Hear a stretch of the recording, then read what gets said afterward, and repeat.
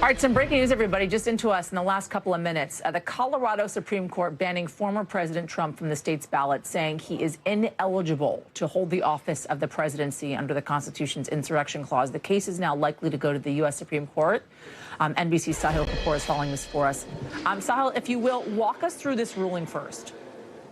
Yeah, it's an absolutely extraordinary ruling, Yasmin, by the Colorado Supreme Court. It says, quote, a majority of the court holds that President Trump is disqualified from holding the office of president under Section 3 of the 14th Amendment of the U.S. Constitution. Specifically, Section 3 says no officers of the country can have engaged in insurrection. The court essentially found that Trump engaged in insurrection and reversed a lower court ruling that presidents are not subject to Section 3 of the 14th Amendment, saying they are subject to Section 3 of the 14th Amendment. I cannot think of any precedent to this for any major presidential candidate in modern times, certainly not one who is marching to the nomination of his party, dominating the field at this moment. This might have some sort of an impact on that Republican primary field with the Iowa caucuses just about a month or so away.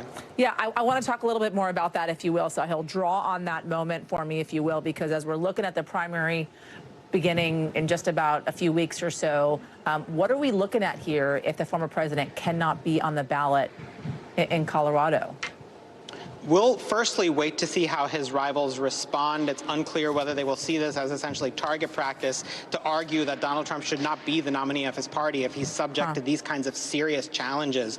You know, it's not that difficult to imagine a rival saying don't nominate someone who is found to have been to have engaged in insurrection by a state Supreme Court. Now, Colorado is not exactly a competitive state at this point. It's widely expected to be in the Democratic column, right, whoever the two candidates are, but there are other challenges happening in other states. They have not been successful so far, at least, but in Arizona, in Michigan, and in Minnesota, which are more competitive states, the challenges have been issued. Could potentially Donald Trump be disqualified from the ballot in a swing state? That would be a massive disadvantage to Republicans. Now, on the other hand, Donald Trump himself has argued that this is a nonsense and election interference lawsuit.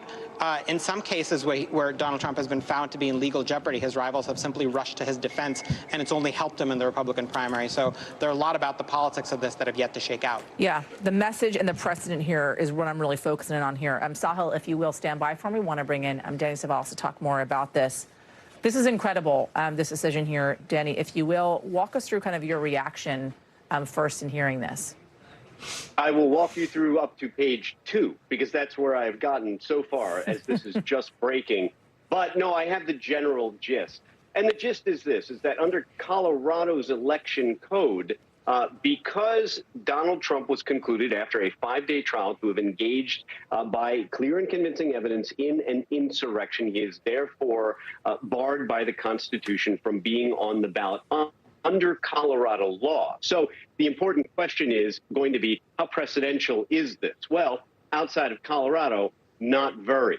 This is a Colorado state court decision. And in addition, it's interpreting not just the federal Constitution, but also how that affects Colorado's own election laws.